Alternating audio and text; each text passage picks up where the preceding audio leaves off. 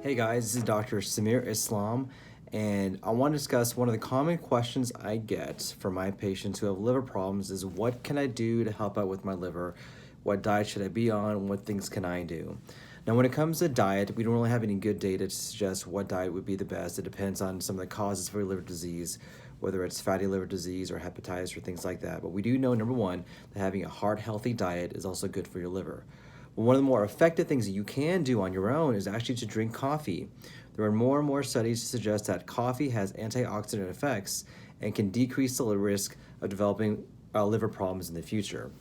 So we typically recommend about 2 to 3 cups of coffee per day.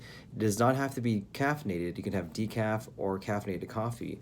But what studies have shown is that drinking coffee has been shown to decrease the risk for liver disease and to prevent the progression of liver disease as well. So if you're wondering what you can do for your liver, I would highly recommend drinking at least 2 to 3 cups of coffee per day to help out with your liver disease. I hope this was helpful, and I hope to see you soon. Take care.